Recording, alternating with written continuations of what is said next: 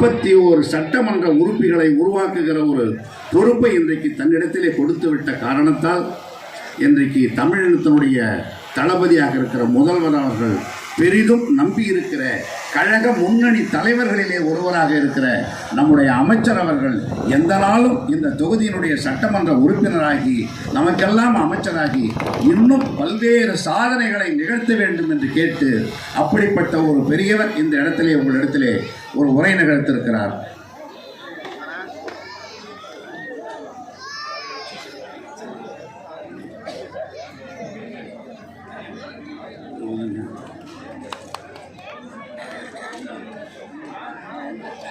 நம்முடைய ஒன்றிய கழகத்தினுடைய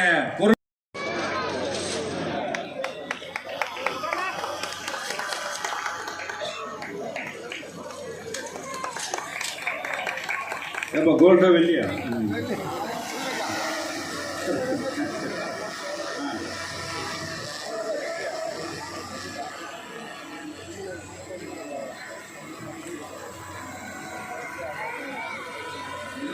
நம்முடைய டாக்டர் ஏவாவே கம்பன் அவர்களுக்கு வெள்ளியாலான வேலை வழங்குகின்றார். மற்றும் மாவட்ட கழக நிர்வாகிகள் நாடாளுமன்ற உறுப்பினர்களுக்கு பொன்னாடை அணிவிக்கின்றார். கொஞ்சம் பின்னால இறக்குப்பா. ஏன்பா தொண்டரணி எதுக்குப்பா? நீங்க எதுக்கு போறீங்க? அப்புறம் தொண்டரணி எதுக்கு போறீங்க? முரளியா ஏன் எதுக்கு எவ்வளவு பேர் கண்ட்ரோல்?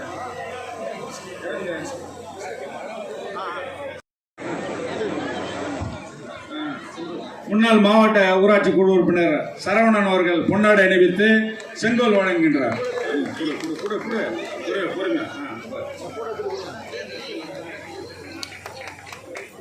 மற்றும் மாவட்ட நிர்வாகிகளை வழங்குகிறார். ரைட் போ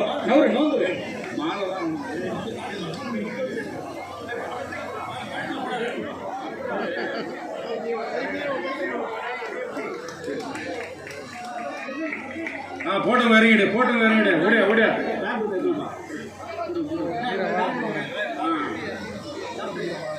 டாக்டர் ஏவாவே கம்பன் அவர்களுக்கு வீரவாள் வழங்குகின்றார். இது கோல்டுப்பா, இது கோல்டுப்பா. எங்கமெல்லாம் பூசிருக்கு. யாரா இருந்தாலும் பேசி முடிச்ச பிறகு போடுங்க, கொஞ்சம் யாரும் வர வேண்டாம்.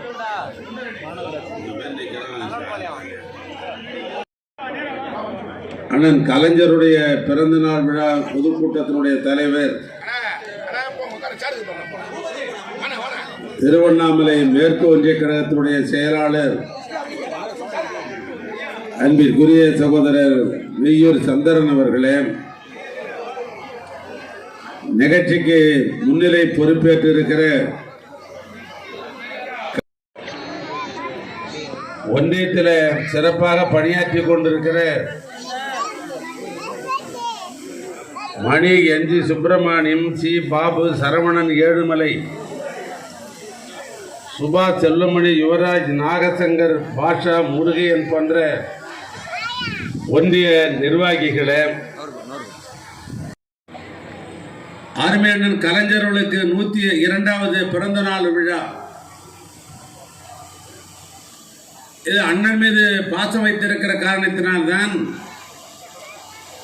இந்த கழகத்தினுடைய முன்னோடியாக இருக்கிற தானிப்பாடி தண்டபாணன், சக்கரவர்த்தி போன்ற முன்னோடிகள் எல்லாம் இங்கே வருகை சேர்ந்திருக்கிறார்கள். காரணம், கலைஞர் மீது மக்கள் வைத்திருக்கிற பற்று, பாசம். இந்த நாட்டுக்கு கலைஞரை விட செய்தவர்கள் யாரும் கிடையாது. ஜனநாயகத்திலே ஆட்சி மாற்றம் உண்டு. தமிழ்நாட்டில் எத்தனையோ முதலமைச்சர் ஆண்டு இருக்கிறார்கள். பிரகாச ராஜாவிலிருந்து, ஓமந்தூர் ராமசாமி ரெட்டியாரிலிருந்து, பெருந்தேவர் காமராஜர், பெரியவர் பக்தவச்சலம், பேரஞ்சர் அண்ணா, மக்கள் தலைவர் எம்ஜிஆர், அம்மையார் ஜெயலலிதா, கடைசியா இந்த நாட்டை கெடுப்பதற்காக வந்த முதலமைச்சர்கள் ஓபிஎஸ், இபிஎஸ், எத்தனையோ முதலமைச்சர் ஆண்டிருந்தாலும் கூட தமிழ்நாட்டுடைய மக்களுடைய நாடியை பிடித்து நாட்டு மக்களுடைய நலன் தீர்வதற்காக, நாட்டு மக்களுடைய நலத்தை பேணுகின்ற ஒரு ஆட்சியாக கழக ஆட்சி. அதில் சொல்லத்தக்க முத்திரை பதித்த ஒரே முதலமைச்சர் அண்ணன் கலைஞர் என்று சொன்னால் அது மிகையாகாது. அவர் வாழ்ந்த காலம் 95 ஆண்டு காலம் வாழ்ந்திருக்கிறார். 80 ஆண்டு காலம் பொது வாழ்க்கையில அவர் பயணித்திருக்கிறார். 70 ஆண்டு காலம் அவர் எழுத்தாளராக எழுதியிருக்கிறார்.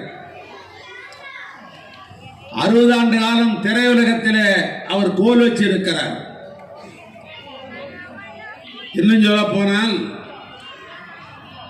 இந்தியாவில் மட்டுமல்ல, தமிழ்நாட்டில் மட்டுமல்ல, உலகத்திலேயே நின்ற தேர்தல் எல்லாம் வெற்றி பெற்ற ஒரே தலைவர் கலைஞர் தான். அவருக்கு நிகரான தலைவர் யாரும் இல்லை. தமிழ்நாட்டில் ஒரு முறை, 2 முறை, 3 முறை ஆண்டிருக்கிறார்கள் முதலமைச்சர். ஆனால் 5 முறையும் தமிழ்நாட்டு ஆண்ட ஒரே முதலமைச்சர் கலைஞர் தான். வேறு யாரும் 5 ஆண்டு ஆள முடியவில்லை, 5 முறை ஆள முடியவில்லை. அப்படிப்பட்ட அற்புதமான தலைவர் நம்முடைய அண்ணன் கலைஞர் அவர்கள். அவர்தான் தனியார் பேருந்து வண்டியை தேசிய உடைமை ஆக்கினார். இன்னைக்கு கவர்மெண்ட் பஸ் சொன்னா ஒரு காட்டில் கவர்மெண்ட் பஸ் இல்லை, சொல்லிக் கொள்ளுகிற அளவுக்கு இல்லை. 1 2 அரசு பேருந்து இருந்ததை ஒழிய இன்றைக்கு அங்கங்கனாதபடி எங்கும் இன்றைக்கு அரசு பேருந்து வண்டி இன்றைக்கு இருக்கிறது சொன்னால், ஆக ஒரே ராத்திரியில தனியார் பஸ் எல்லாம் அரசு பஸ் ஆகிய வரலாறு கலைஞருக்கு மட்டும்தான் இருந்தது, வேற யாருக்கும் இல்லை. என்ன காரணம்? தனிப்பட்ட பஸ் உரிமையாளர்கள் தானும் தன் குடும்பமும் பணக்கார குடும்பமாக இருக்க முடியும். ஆனால் அரசு தேசியமாக்கப்பட்டோம் என்று சொன்னால் அது பொதுமக்களுக்கு சொந்தமான பஸ். அதை செய்தவர் அண்ணன் கலைஞர் அவர்கள். அதுபோன்று தமிழ்நாட்டிலே 12,500க்கும் மேற்பட்ட ஊராட்சிகள் இருக்கிறது. 500க்கும் மேற்பட்ட பேரூராட்சிகள் இருக்குது, டவுன் பஸ் இருக்குது. 135க்கும் மேற்பட்ட நகராட்சிகள் இருக்கிறது. 21 மாநகராட்சி இருக்கிறது. ஆனால் கன்னியாகுமரியில் இருந்து சென்னையிடம் இருக்கிற இடப்பட்ட இத்தனை நகரங்களிலும் ஊராட்சிகளிலும் இன்றைக்கு ஒரு பாதுகாக்கப்பட்ட குடிநீர் இன்றைக்கு அருந்துகிறார்கள் என்று சொன்னால், அந்த குடிநீரை பாதுகாக்கப்பட்ட தண்ணீரை கொண்டு வருவதற்கு குடிநீர் வடிகால் வாரியம் என்கிற வாரியத்தை உருவாக்கி தந்தவர் கலைஞர். ஆக பாதுகாப்பட்ட தண்ணி கொடுத்ததும் கலைஞர் தான். பல பேருக்கு தெரியாது. ரேஷன் கடைக்கு போனால் சில தாய்மார்கள் இந்த ரேஷன் கடையில் இந்த பொருள் இருக்கிறது இல்லை என்ற விமர்சனம் உண்டு, நான் மறுக்கவில்லை. ஆனால் மனிதர்களுக்கு, குறிப்பாக கிராம பகுதிக்கு, நகர பகுதிக்கு பொது விநியோக திட்டம் என்கிற இந்த ரேஷன் கடையை கொண்டு வர வேண்டும் என்ற தத்துவம், இது ஒரு தத்துவ ரீதியான ஒரு நிகழ்வு. மக்களுக்கு தேவையான பொருளை குறைந்த விலையில வாங்க வேண்டியது, அதுக்கு தான் ரேஷன் கடை. ரேஷன் கடைக்கு போனால் மண்ணெண்ணெய் வாங்கலாம் குறைந்த விலையில, ரேஷன் கடைக்கு போனால் குறைந்த விலையில அரிசி வாங்கலாம், ரேஷன் கடைக்கு போனால் தோரம் பருப்பு குறைந்த விலையில் வாங்கலாம். இப்படி மக்கள் பயன்பாட்டுக்குரிய உணவுப் பொருட்களை இன்றைக்கு தமிழ்நாட்டிலே 32,000க்கும் மேற்பட்டிருக்கிற ரேஷன் கடையில் நாம் பொருள் வாங்குகிறோம் என்று சொன்னால், அந்த ரேஷன் கடையை தமிழ்நாட்டிலே உருவாக்கி தந்தவர் அண்ணன் கலைஞர். அதனால் தான் சொன்னேன், அவருக்கு நிகரான ஒரு முதலமைச்சர் என்று சொன்னதற்கு காரணம், தமிழ்நாட்டுக்கு என்னென்ன தேவையோ அதையெல்லாம் அறிந்து செய்தவர். அப்படிப்பட்ட தலைவர் அண்ணன் கலைஞர் அவர்கள். இன்றைக்கு நிரம்ப மகளிர் சகோதரர் எல்லாம் இருக்கிறார்கள். தங்கையே தனக்கு உதவி என்கிற தத்துவம். இன்னைக்கு எந்த சகோதரி பார்த்தாலும் 20 குழுக்களாக பிரிந்து அழகாக அற்புதமான நேர்த்தியான ஆடைகளை பள்ளிக்கு போகிற ஆசிரியர் சகோதரிகள் எப்படி யூனிஃபார்ம் போடுவாங்களோ அதை போல 20 என்று பலகுறம் அழகுற பாராட்டுகின்ற அளவிற்கு, இன்னும் சொல்ல போனால் சில தாய்மார்கள் வங்கியே அறியாதவர்கள். வங்கி என்று சொன்னால் பேங்க் என்று சொன்னால் தாய்மார்களுக்கு ஒரு காலத்தில் தெரியாது. ஆண்கள் மட்டும்தான் வங்கிக்கு போவார்கள், ஆண்கள் மட்டும்தான் பேங்குக்கு போவார்கள். ஆனால் இன்றைக்கு ஆண்களை விட ஒரு வங்கியிலும் இன்றைக்கு பெண்கள் கூட்டம் இன்றைக்கு கூடுகிறது என்று சொன்னால் அதற்கு காரணம் மகளிர் சுய குழு. அந்த மகளிர் சுய உருவாக்கியவர் தமிழ்நாட்டு முதலமைச்சராக இருந்த அருமையண்ணர் கலைஞர். அவர்தான் முதலாக தர்மபுரி மாவட்டத்தில் மகளிருக்கு ஒரு சுய குழுவை உருவாக்க வேண்டும் என்று உருவாக்கியனுடைய விளைவு இன்றைக்கு 4 லட்சத்துக்கும் மேற்பட்டிருக்கிற மகளிர் சுய குழு இன்றைக்கு அற்புதமாக அந்த மகளிர் சுழு பிரமாதமாக நடத்தி கொண்டிருக்கிறார்கள். அதுக்கு வித்திட்டவர் அண்ணன் கலைஞர் அவர்கள்.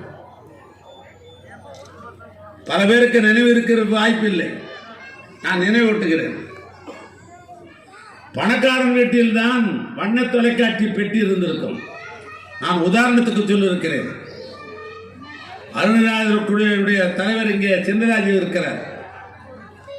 இவர் திருவண்ணாமலை நகரில் அவர் விஓவாக இருந்தவர், வில்லேஜ் அட்மினிஸ்ட்ரேட்டிவ் ஆபீசர், கிராம மணியக்காரர்.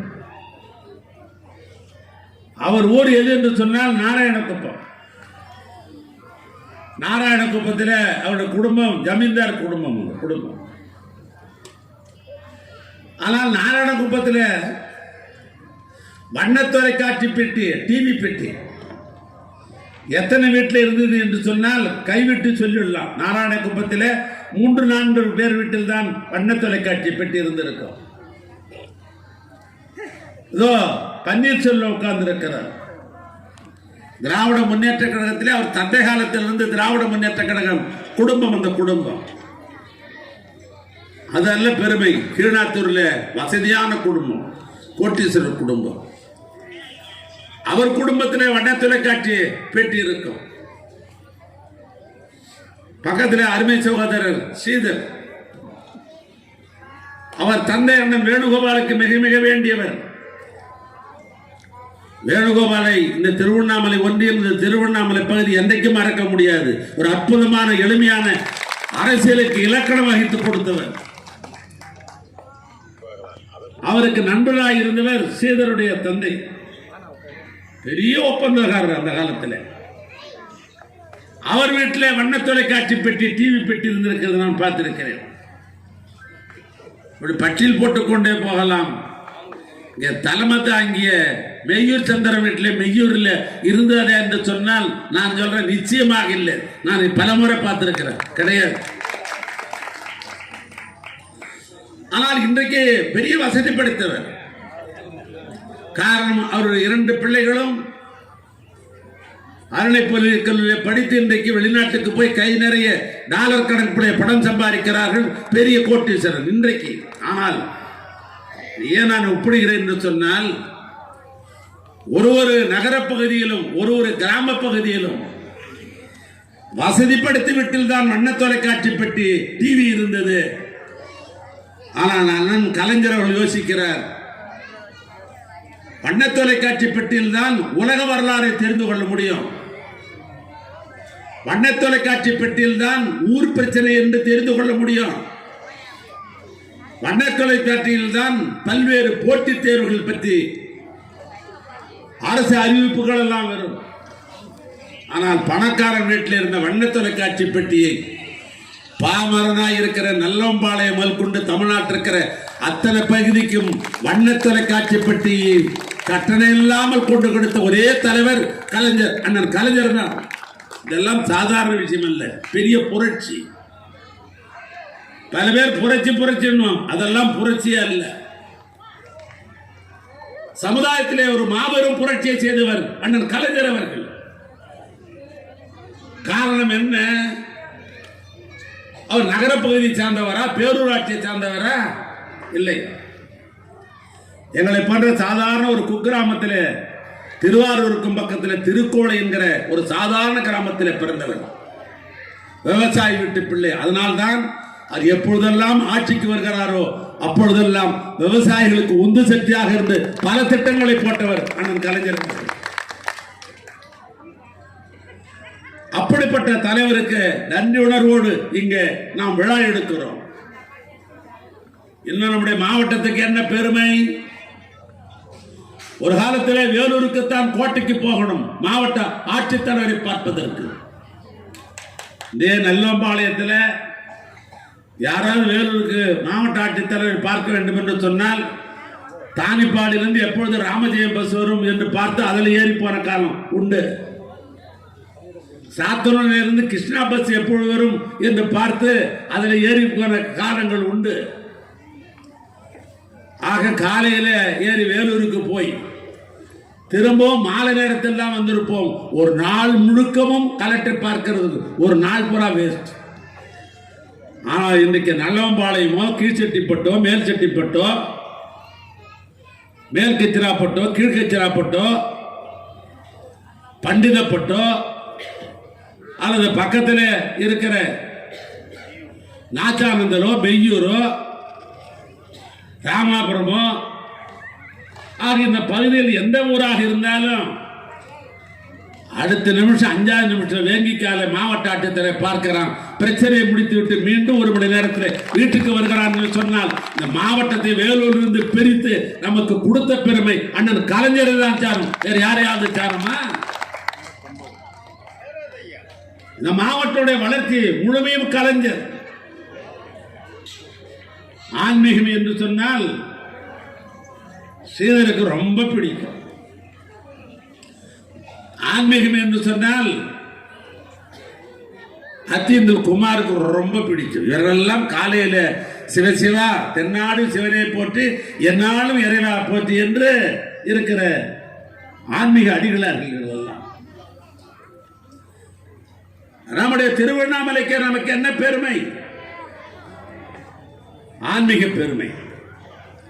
ஆன்மீகம் என்று சொன்னால் அண்ணாமலையார் திருக்கோயில். அந்த அண்ணாமலையார் திருக்கோயிலுக்கு ஒரு ஆபத்து வந்தது. பாரதிய ஜனதா கட்சி ஆண்ட ஜெக்மோகன் என்கிற அமைச்சர், இந்த பெயர் ஜெக்மோகன். இந்த ஜெக்மோகன் அமைச்சர் ஒருவர் ரமணாசரத்துக்கு வருகிறார். வந்துட்டு போய் டெல்லியில ஒரு ஆர்டர் போடுறார். என்ன தெரியுமா? அண்ணாமலையார் திருக்கோயிலை நாங்கள் ஆர்காலஜி டிபார்ட்மெண்ட் எடுத்துக்கொண்டோம். ஆர்காலஜி டிபார்ட்மெண்ட் எடுத்துக்கொண்டோம் என்று சொன்னால் அங்கே ஆன்மீகம் இல்லை, புனிதம் இல்லை, காட்சி பொருளாக மாற்றுகிறார்கள். எந்த ஆன்மீகம் என்று உலகத்தில் இருப்பவரெல்லாம் திருவண்ணாமலைக்கு வருகிறார். அமெரிக்காவில் இருந்து, ஜப்பானில் இருந்து, ஜெர்மனியில் இருந்து, நெதர்லாந்தில் இருந்து எத்தனை வெளிநாட்டுக்காரர்கள் அண்ணாமலையார் திருக்கோயிலில் ஆன்மீகம் இருக்கிறது வருகிறார்கள். இந்தியாவில் இருக்கிற அத்தனை மாநிலமும் வருகிறது. தமிழ்நாட்டில் இருக்கிற அத்தனை மாவட்டத்துக்காரர் வருகிறார்கள். ஆன்மீகம் என்ற பெயரில் அண்ணாமலையார் திருக்கோயிலுக்கு வருகிறார்கள். கற்பூர ஆராதனை அவருடைய மனதுக்கு ஒத்த ஏற்றுகிறார்கள். கிரிவலம் போகிறார்கள். மணிக்கணக்காக லைனில் நின்று அண்ணாமலையாரை பார்ப்பதற்காக, தரிசிப்பதற்காக மணிக்கணக்கில் நிற்கிறார்கள். 4 மணி நேரம், 5 மணி நேரம் என்று பத்திரிகை நண்பர்கள் பாஸ் கட்டி போடுகிறார்கள். அப்படிப்பட்ட சிறப்பான இந்த அண்ணாமலையார் திருக்கோயிலுக்கு ஜெக்மோகன் என்று சொன்னார், நாங்கள் இதை ஆர்காலஜி டிபார்ட்மெண்டில் எடுத்துக் கொள்ளுகிறோம். எடுத்துவிட்ட கதவை நாங்கள் பூட்டி விடுவோம். வெளியிலே உங்களுக்கு பாஸ் கொடுப்போம். உள்ளே போய் எதையும் தொடாமல் சுத்தி பார்த்து விட்டு வெளியே வந்து விட வேண்டும். ஆர்காலஜி டிபார்ட்மெண்ட் எடுத்துக்கொண்டோம் என்று சொன்னால் கற்பூர ஆராதனை இருக்காது. நீ வேண்டுகிறாய் 108 தேங்காய் உடைக்கிறேன் என்று சொல்கிறாரு, ஒரு தேங்காய் நீ உடைக்க முடியாது. அன்பர்கள் அங்கே உங்களுக்கு கடவுளுக்கு என்று பூஜை செய்து கொண்டிருக்கிற குருக்கள் இருக்கிறார்களே, கோயிலுள்ளே நுழையவே முடியாது. இப்படிப்பட்ட ஆபத்து வந்த பொழுதுதான் நம்முடைய தனுசு போன்றவர்கள், உபாத்தியா போன்றவர்கள், ஆனால் கலைஞர் திருவண்ணாமலைக்கு வந்த பொழுது இந்த திருக்கோயிலை பாரதிய ஜனதா கட்சியைச் சேர்ந்த ஜக்மோகன் என்று ஆணை பிறப்பித்து இந்த திருக்கோயிலை எடுத்துக் கொள்வதற்கு ஆணை போட்டு விட்டார்கள்.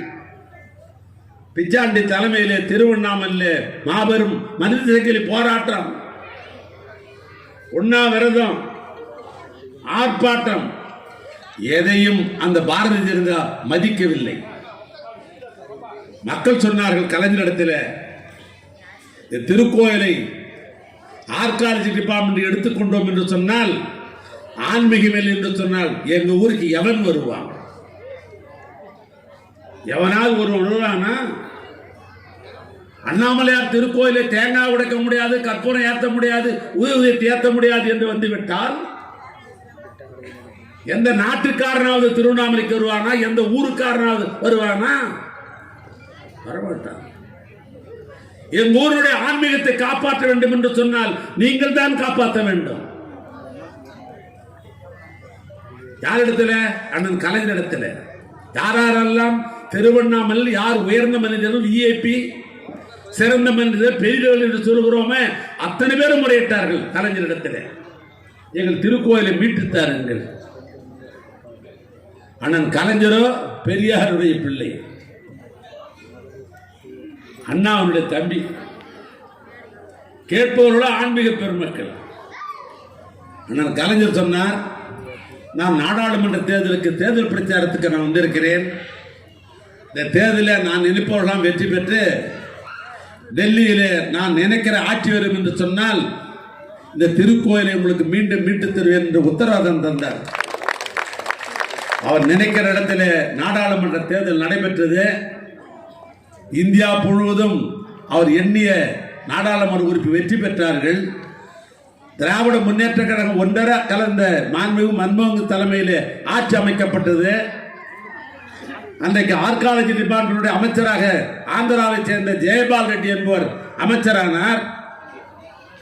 அடியேனை என்ன அழைத்துத்தான் அண்ணன் கலைஞர் அவர்கள், நான் ஜெயபால் ரெட்டியிட பேசிவிட்டேன், நாளை தினம் டெல்லிக்கு போய் என்று சொன்னார்.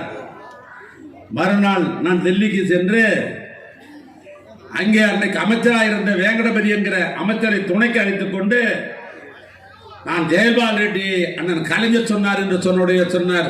கலைஞர் அவரால் வந்த ஆட்சி அவருக்கு செய்யாமல் நாங்கள் யாருக்கு செய்ய போகிறோம் என்று சொல்லி அவர் போட்ட ஆணையால் தான் ஆர்காலஜி டிபார்ட்மெண்ட்டுக்கு பின்னுக்கு வாங்கப்பட்டது. இன்றைக்கு லட்சக்கணக்கான ஒரு திருவண்ணாமலைக்கு திருக்கோயிலை பார்க்க வருகிறார் என்று சொன்னால் அந்த ஆன்மீகத்தை மீட்டு கொடுத்த வரலாறு அண்ணன் கலைஞர் தான் சார், மொழி வேற யாரை சாரும்?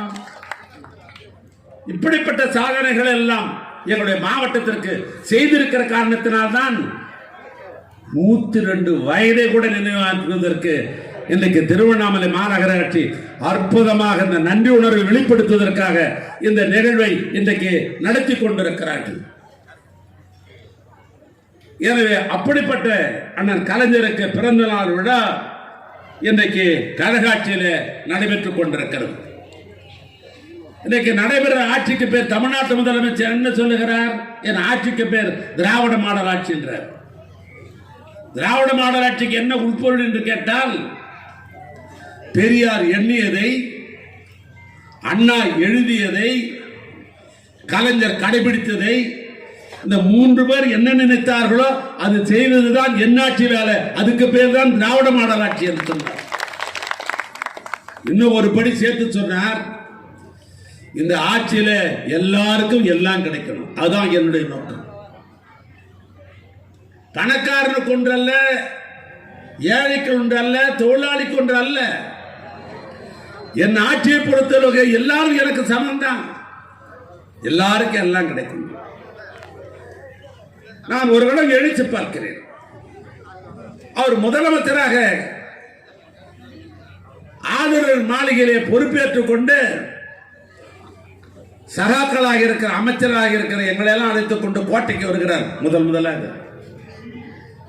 கோட்டையிலே அவர் கையெழுத்து போடுகிறார். கையெழுத்து போட்டு வீட்டுக்கு போவதற்காக கொடுக்கிற பொழுது அமைச்சராக இருக்கிற எங்களுக்கெல்லாம் அரசு வண்டி கொடுக்கிறார்கள். நாங்கள் அனைவரும் முதலமைச்சருக்கு பின்னால் அரசு வண்டியில் ஏறி அவருக்கு பின்னால் போகிறோம். முதலமைச்சர் முதலாக பொறுப்பேற்றிருக்கிறார், வீட்டில் கொண்டு விட்டுட்டு போகலாம், நாங்களாம் பின்னால் போகிறோம்.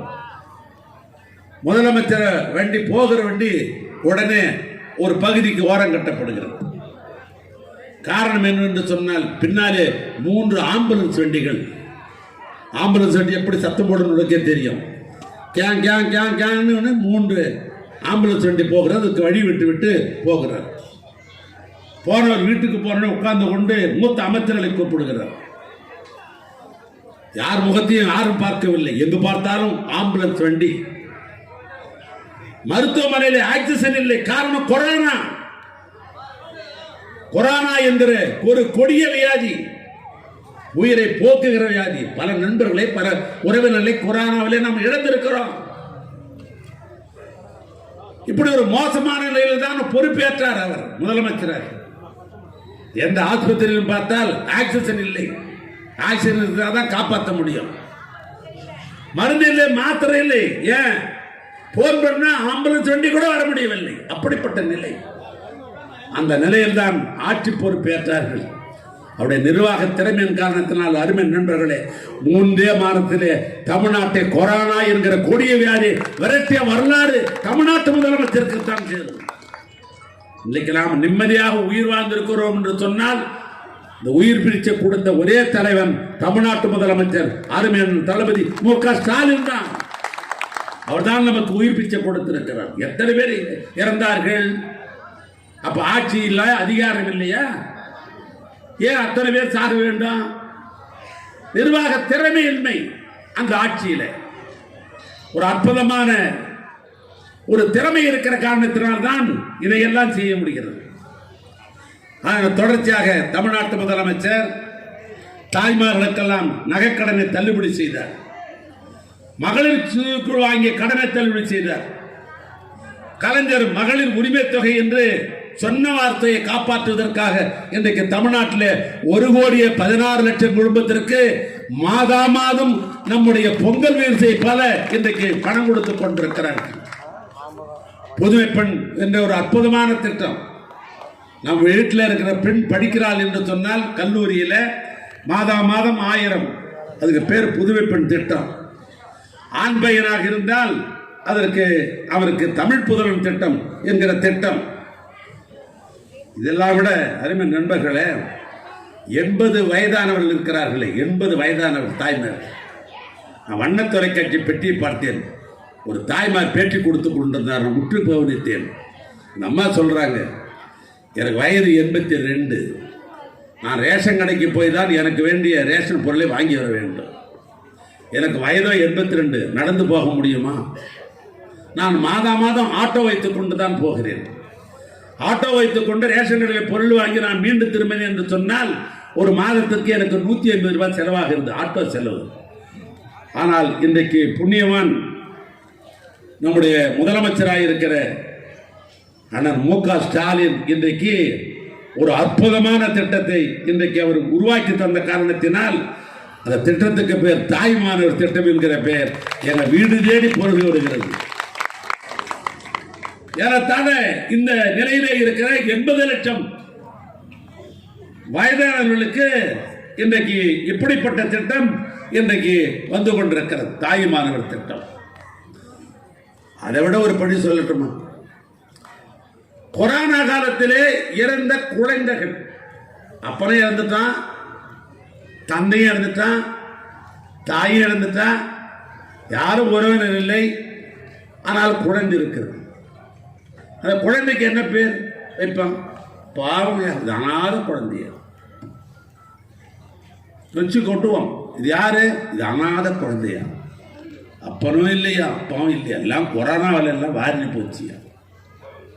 எங்க இந்தியா முழுவதும் பக்கத்தில் இருக்கிற ஆந்திராவோ, கர்நாடகாவோ, கேரளாவோ, ஒரிசாவோ, பஞ்சாபாவோ, மத்திய பிரதேசமோ, மகாராஷ்டிராவோ, தெலுங்கானாவோ, இந்தியாவில் இருக்கிற எல்லா மாநிலத்திலும் கொரோனா இருந்தது. தாய் தந்தை இழந்த குழந்தைகள் இந்தியா முழுவதும் இருக்கிறார்கள். ஆனால் தமிழ்நாட்டு முதலமைச்சர் சிந்திக்கிறார், இந்த கொரோனாவிலே இழந்த குழந்தைகள் அனாதை இல்லை, அவைகளெல்லாம் அரசாங்க குழந்தைகள், நம் வீட்டு குழந்தைகள். எனவே அந்த குழந்தைகளுக்கு இனிமே மாதம் 2000 ரூபாய் கொடுத்து அந்த குழந்தைகளை படிக்கிற முழு பொறுப்பையும் நான் ஏற்றுக்கொள்கிறேன். இந்த திட்டத்துக்கு பேர் அன்பு கரங்கள் திட்டம் என்று சொன்னால், இதை விமர்சிக்கிற எங்கேயோ இருக்கிற சில முட்டாள்களுக்கு நான் சொல்லுகிறேன், அந்த குழந்தைகளுக்கு என்ன ஓட்டு இருக்கிறதா? இது ஓட்டுக்காக போடுகிற திட்டமா? இந்த திட்டம் ஓட்டு வாங்குவதற்காக போடுகிற திட்டமா இந்த அன்பு கரங்கள் என்ற திட்டம்? தமிழ்நாட்டில் யாரும் அனாதை இல்லை. அந்த குழந்தைகள் எல்லாம் என் வீட்டு குழந்தைகள் என்கிற ஒரு அற்புதமான எண்ணம் இருக்கிறது சொன்னால், இது யாருக்கு வரும்? தாய்க்குத்தானே வரும் எண்ணம். ஆக தமிழ்நாட்டுக்கு தாயாக இருந்து இந்த அன்பு கரம் என்கிற அற்புதமான திட்டத்தை தமிழ்நாட்டு தலைவர் முதலமைச்சர் இன்றைக்கு தந்திருக்கிறார் என்று சொன்னால், அருமை நண்பர்களே, அவரோடு நெருங்கி பழகிற வாய்ப்பு எனக்கு உண்டு. அவரை போன்ற ஒரு மென்மையான மனிதரை யாரும் பார்க்க முடியாது. யாருக்காவது கஷ்டம் என்று சொன்னால் கண்ணீர் விட்டு விடுவார். அவர் கல்லஞ்சக்காரர் அல்ல, இலகிய மனம் படைத்தவர், யாருக்கும் கொடுக்க வேண்டும் என்ற ஈக மனம் படைத்தவர், எதையாவது மக்களுக்கு செய்ய வேண்டும் என்ற எண்ணம் உள்ளவர் அவர். அதனால்தான் இன்றைக்கு நான் பார்க்கிறேன், ஆண்களோட பெண்கள் சிறந்தவர் என்கிற காரணத்தினால் தானே பெண்களுக்குரிய திட்டமாகவே போட்டுக் கொண்டிருக்கிறார். இந்த ஆட்சியை பெண்களுக்கு தானே அதிக திட்டம் போடுகிறார்கள். அப்படிப்பட்ட ஒரு முதலமைச்சர். காரணம் என்ன? பெண்கள் என்பது உயர்வானவர்கள் தான் ஆண்களை விட. பெண்களுக்கு இருக்கிற வீரியம், சக்தி ஆண்களுக்கு இருக்கிறதா என்று சொன்னால், நம்முடைய மூத்த முன்னோடிகள் கருணாமூர்த்தி போன்ற கோபக்கார தம்பிகளுக்கு கோபம் வரக்கூடாது. காரணம் என்ன சொல்லுகிறது சொன்னால், பெண்களுக்கு ஆற்றல் அதிகம். அவர்களால் தானே நம்முடைய வாரிசை பெற்றுத்தர முடியும். நான் பிறந்திருக்கிறேன், ஒரு அமைச்சராக இருக்கிறேன், சட்டமன்ற உறுப்பினராக இருக்கிறேன் சொன்னால், என்னை ஈண்டெடுத்த தாய் அவளும் பெண் தானே. ஆக நாம 1000 திறமை வெளிப்படுத்தினாலும் நாம் தாய்க்கு அடக்கம் தானே. தாய் ஒரு பெண் தானே. ஆனால் தான் சொல்லி, தாய்க்கு உறவான நிகரான உறவு எந்த உறவும் கிடையாது. தாய் என்பவள் உயர்ந்தவள் தான். இன்னும் சொல்ல வேண்டும் என்று சொன்னால், கடவுள் நம்பிக்கையுள்ள இருக்கிற சான்றோர் மக்களுக்கு சொல்லுகிறேன், தாய் என்பவள் கடவுளுக்கு சமமானவள். கண்ணுக்கு தெரிஞ்ச கடவுள் தாய். அதை தமிழ்நாட்டு முதலமைச்சர் உணர்ந்த காரணத்தினால் தான் தாய்மார்களுக்காகவே திட்டம் போடுறாரு. தந்தைமார்கள் வருத்தப்பட்டு பலன் நீங்களாம் செகண்டரி தான். ஏன்னா அவளுக்கு தான் அவனுக்கு திறமை இருக்கிறது, அவளுக்கு இருக்கிற திறமை கிடையாது.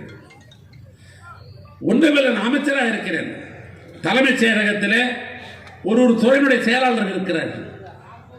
முதலமைச்சர் செயலாளர் கூட்டத்தை கூட்டி ஆட்சியினுடைய அதிகாரத்தை பெற்று மக்களுக்கு இந்த திட்டத்தை எல்லாம் செய்யலாம் என்று செயலாளரை கூட்டி பார்த்தோம் என்று சொன்னால், ஆண்களுக்கு சரிசமமாக செயலாளர்கள் பெண்கள் தான் இருக்கிறார்கள். ஆட்சி அவள் தான் நடத்தி கொண்டிருக்கிறார்கள். அப்படிப்பட்ட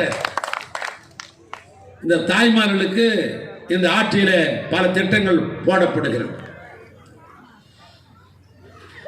அதனால் தான் சொல்லுகிறேன், தாய் உள்ளம் கொண்டவர் தமிழ்நாட்டு முதலமைச்சராக இருக்கிற காரணத்தினால் தான் இப்படிப்பட்ட பணிகள் சிறப்பாக நடைபெற்றுக் கொண்டிருக்கிறது.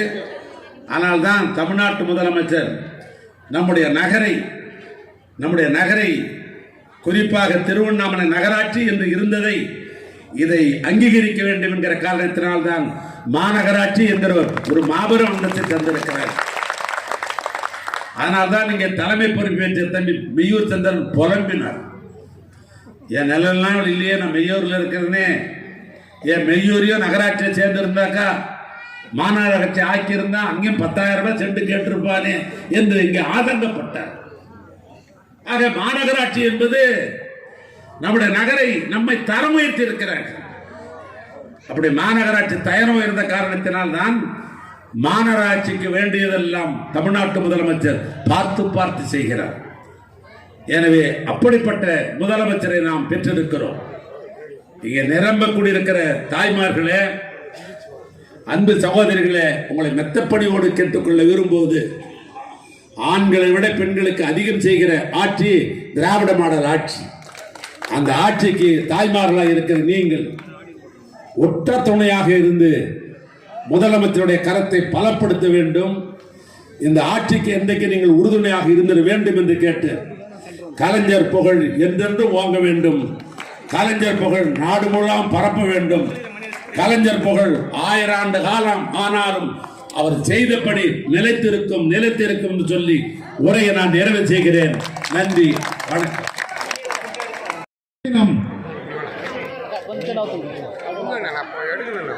தூய்மை பணியாளர் காப்பீடு திட்டம் சசிகலா, ரேகா, மகாலிங்கம், குமார்,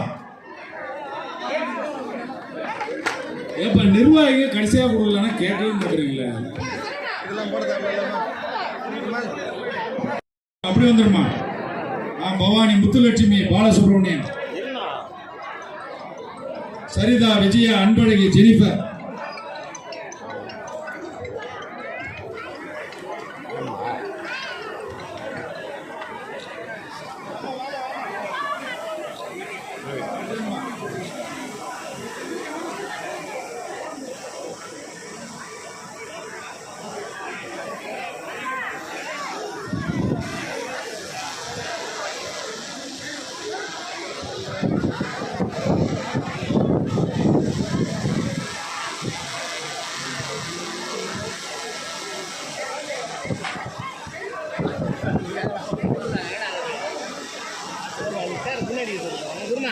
வாங்க, இப்படி வந்துருங்க.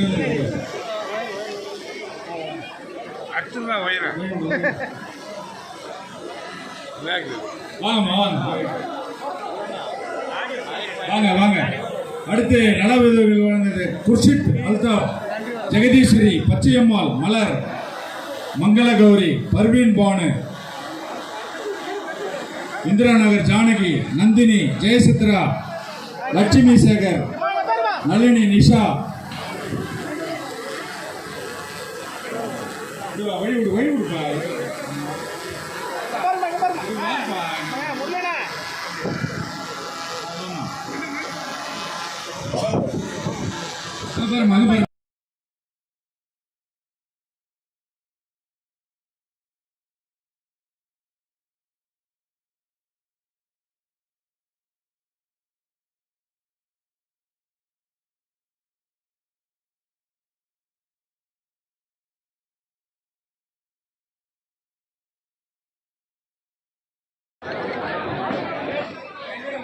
ராமஜெயம், தம்பி ராமஜெயம் அவர்கள் முன்னாடி அறிவிக்கின்றார்.